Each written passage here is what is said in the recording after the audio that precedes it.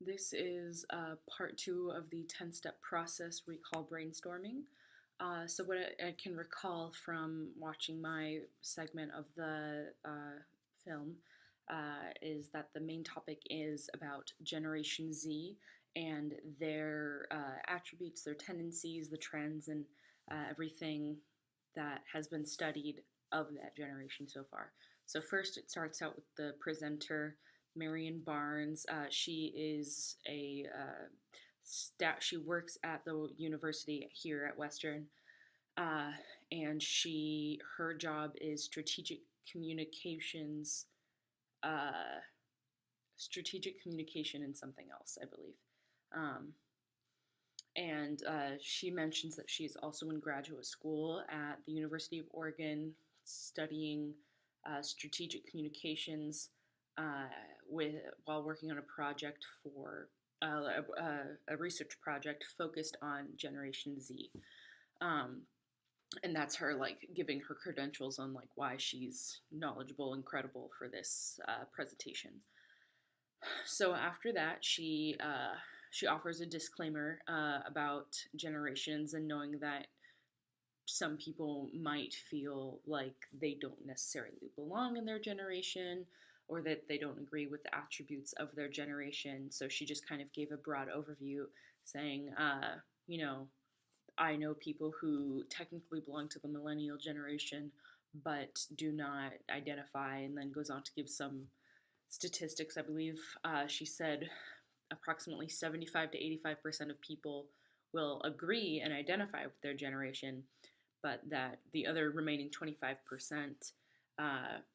does not agree or identify with their generation. So then she moves on from that and kind of gives a brief, like just a kind of quick history, like a timeline of the known generations. It starts with the the greatest generation, which was from the years 1900 to 1925. Um, then moves on to the silent generation, which is 1926 to 1943. And that was like World War II people. Um, yeah, and World War II kind of era. Uh, and then they like had just missed out on the Summer of Love kind of period or something like that. And then moves on, goes to the baby boomers, which is 1944 to 1964. Um, and then moves on to the baby boomers, and then it was, Gen X. Uh, Gen Xers, kind of, she described them as like the 80s kids, grew up in the 80s. Um, and then it's millennials. Oh, and Gen X was from 1965 to mm, I can't recall. 1965 to something. uh, and then, 1965 to 1979. Um, and then millennials were from 1980 to 1994. Um, okay, yeah. And then millennials were the last generation that she put in that um, overview of the past generations.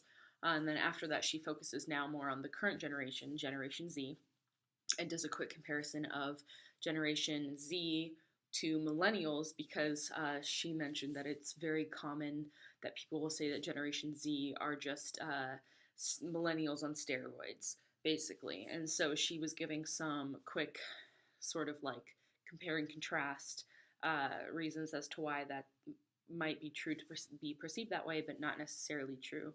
From what I can recall, um, the one the like biggest defining difference that she had first mentioned, because she focused more on Generation Z than she did comparing millennials to them, but she said that basically millennials grew up with technology and kind of had to like learn it on the fly, whereas Generation Z uh, kids had to, they already had the technology at their hands, so they grew up kind of like already being in it and being familiarized with that technology, whereas millennials had to like get it, figure out like, okay, what's this, and then work with all of the newer updates and new technology coming in. Um, and then she goes on to list a lot of different attributes that Gen Z has. She she classified them as being very pragmatic, very centered around social justice, um, not afraid to question authority. Generation Z, um, also uh, was very focused on going to college, but not necessarily having that be their end goal. Like they always have a backup plan. She mentioned that something that people who belong to Generation Z also do is have a quote unquote side hustle. That's what she called it. Um, and basically, that means uh, that they're always having some kind of alternative way, whether that be like walking dogs or babysitting or selling, expensive shoes online for more than they're worth uh, to make some extra cash. Um, and yeah, and then towards the end of my chunk of the video, she kind of just starts to go into college and how they view college, and how 89 yeah 89% of Generation Z, uh, that population, uh, thinks that college is important, like a post-secondary education is important, and that they'll want to have that, but that it's not necessarily their like end goal. So like they'll always have a backup plan. If like college doesn't work out, then they'll do this or something along those lines. So that is all I can recall from right now about my chunk of the video.